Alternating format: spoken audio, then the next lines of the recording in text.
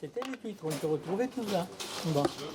Et alors j'étais avec un copain dont les parents avaient un truc pour faire la tapisserie. Et il y avait un mec qui avait un sissi sur le dos, sur le ventre. Alors je dis à mon copain, tiens, j'avais pas encore commencé à faire un professionnel. Regarde ce mec, il a un bel appareil là. Moi je connaissais les appareils de mon père à souffler, il y avait des plaques. Ah, parce que votre père avait fait de la photo. Oui, un amateur mon père. En amateur, oui, mais vous aviez déjà un contact avec l'appareil photo. C'est ça qui est important. Il était lieutenant d'aviation mon père, quand il s'est tué en accident. Donc, et moi tout mouflé, à 9 ou 10 ans, je le regardais faire. C'est tout ce que je fais. J'avais jamais touché, mais je le regardais faire. Et je suis manuel, je sais copier, vite fait. Et alors, ils sont là. On est allé voir.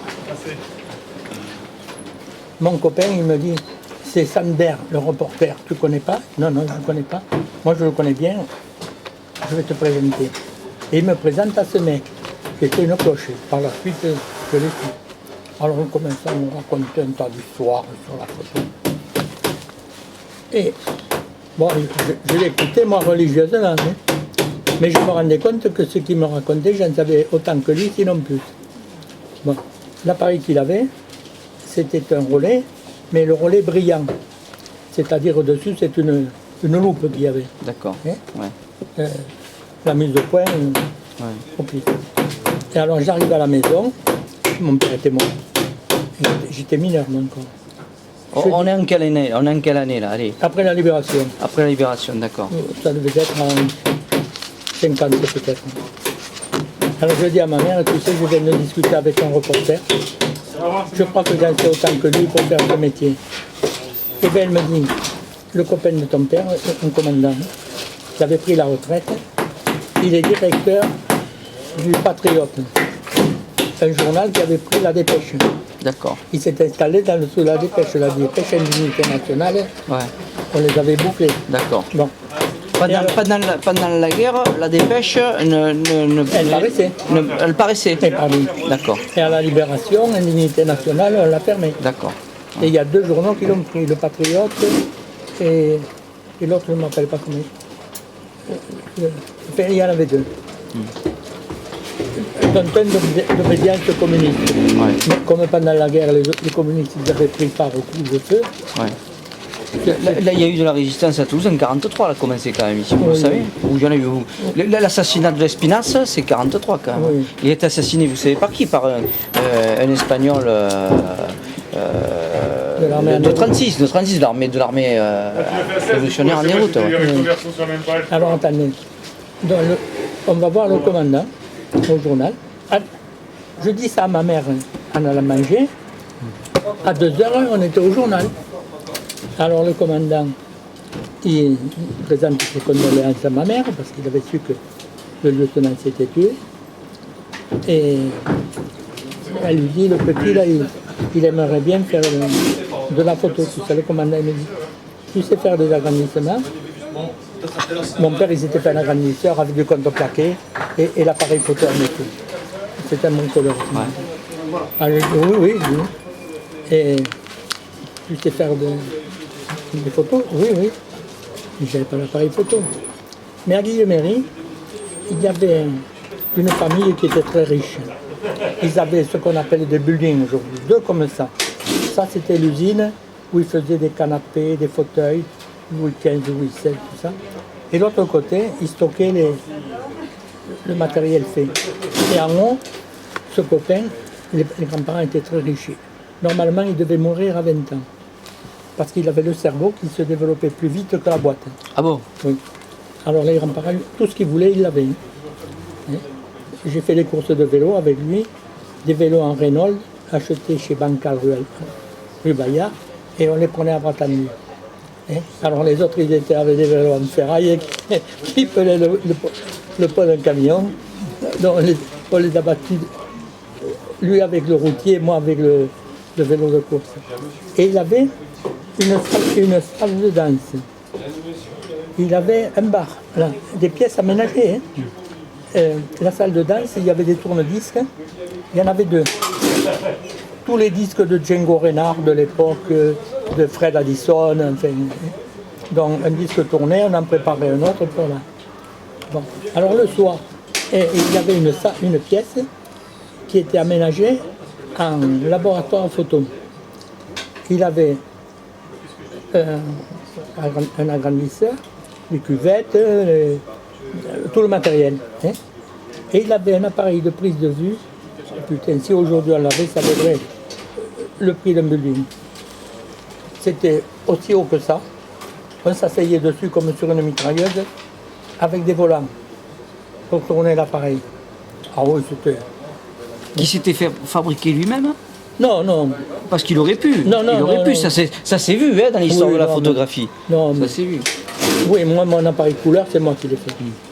Mais ça, non, c'était quelque chose d'extraordinaire. On aurait dit une mitrailleuse antiaérienne. Hein. Non. Et alors, je suis allé le trouver. Je dis, bon, Jeannot, enfin, le soir, tous les jeunes du quartier, on allait chez Jean. Il y avait un billard russe, un vrai, comme il y a au Conti, là. Hein. Donc, on allait se taper une queue. Ils y sont toujours au Conti? Je sais pas. Mais enfin, à ce moment-là, c'était le Conti, l'académie de billard. Ah ben, elle y est toujours. Elle est toujours. Elle est toujours. C'est parallèle à la rue Raymond 5, Non, Raymond 6. elle était face au théâtre. Il y a un super hôtel là qui appartient à des Arabes. Ouais. Oui. Et à côté, il y avait le Conti. Bon, enfin. Et alors je lui dis, Jeannot, voilà ce qui m'arrive. Avec ma mère, on n'a pas d'argent. Est-ce que tu peux me prêter ton appareil photo et ton agrandisseur, tes cuvettes, tout. Oui, oui, je me prête tout. Bon. Et je suis allé, je ne me rappelle plus comment il s'appelle, chez un photographe, qui m'a foutu qui m'a vendu du papier, mais le papier qu'on n'utilise pas, moi, du papier doux. Hein. J'en ai eu une boîte, hein. Dans toute ma vie de photographe, je ne l'ai jamais fini. Hein. Papier doux, c'était vraiment inutilisable, ça. Il fallait avoir... Mais vous preniez quoi Alors, attendez. Le 2,5, le 3. Le 3, Non, le 3 c'est contrasté quand même. Non, déjà. j'avais pris. Je vous dis, il m'avait filé du don, en Oui. 18. Hein. C'était même peut-être de l'extra 12. Hein, Ouais. Et alors le commandant, enfin, qui était le directeur du journal, il me dit, écoute, nous avons la première course de taureau organisée à Toulouse par le Front populaire espagnol. Tu vas nous faire le reportage. Et me voilà parti avec l'appareil de Jeannot, mon copain, faire des photos. Des photos C'était vos premières photos professionnelles. voilà. Voilà. Et alors, Et là, nous sommes en quelle année? En 1950 à peu près. 1950, d'accord. Peut-être un peu avant. Un peu avant. Bon, il y a plus de 60 ans quand même. Après la libération. Voilà. Et alors, cette course de taureaux se passait là où il y a la piscine, Ouais. derrière il y a un stade rond. Ouais. Là, une parenthèse, c'était du film 135, du 24-36 le format? Non, c'était un appareil, je vous dis, un Rolleiflex. Oui, qui Donc m'a c'était fait. un 6-6 ou 6-9? Un 6-6. 6-6. Oui. Et la pellicule qu'il y avait dedans, c'était de l'as de trèfle. Ah, je la connais pas celle-là. Mais c'était français, ça, de trèfle. Ouais. Bon. Et alors, en bon amateur, j'ai fait des photos un peu n'importe comment, face au soleil. Donc les clichés avaient un contraste extraordinaire. Il y a un Espagnol qui est rentré dans l'arène avec une cape, à mort Franco. Alors il a fait quelques passes, tous les Espagnols, ouah. Puis le taureau, il te l'a pris par le cul. Il lui a fait traverser le truc et contre les palanquères, il l'a balancé par-dessus les palanquères. J'avais des photos de tout ça, enfin. Et j'avais fait 3 bobines, 6-6. Et les négatifs, c'est vous qui les gardiez? Ah ben oui, c'est moi qui D'accord. avais Donc fait. vous les avez toujours? Non, je les ai laissés comme un col là où ma mère a déménagé. Ah, À Guillemery. et alors? Bon, enfin, Ça se fait pas ça? oui. Non, mais à ce moment-là, qu'est-ce que vous voulez, moi? J'étais pas... Alors, j'avais mis toute la nuit pour développer les 3 pellicules.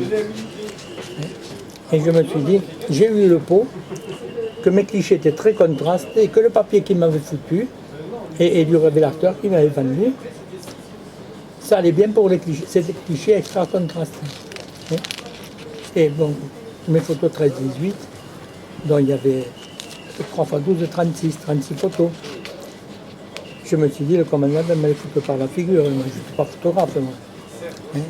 Bon, j'ai fait pour le mieux parce que je vous dis, je suis très manuel. Hein? J'ai construit une maison entière. Hein? Alors je vous dis que je sais me servir de ma main. J'ai refait un moteur d'une 4 chevaux que j'avais. 4 chevaux, moteur à l'arrière. Je le sais parce que c'est la première voiture que j'ai conduite. Oui. Et j'avais coulé des bielles 3 fois. Mais tous les mécanos me les refont, 3 fois je coule. La fois d'après, c'est moi qui l'ai fait, j'ai pas coulé. Bon, enfin. Et alors, j'arrive au journal avec mes photos. Tremblant qui me foutent par la figure. Hein. Et regarde ça. Elles sont bonnes tes photos. Ah, tu y tapes en photo, hein. Moi qui ne connaissais rien. Je vous dis que j'étais content de ce qu'il me dit. Alors il me dit, écoute, si tu es d'accord. Est-ce que vous vous souvenez comment elles se présentaient les photos? Entre 18. Non mais vous m'avez dit, vous avez le soleil en face.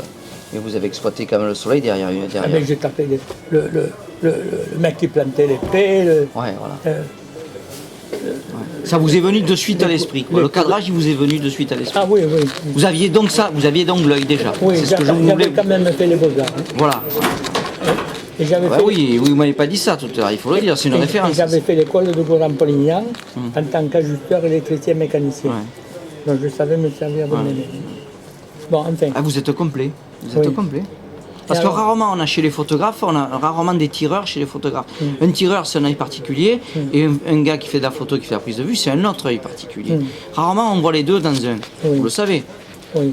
Et alors, à l'époque, tous les photographes se fabriquaient leurs bains. Hein.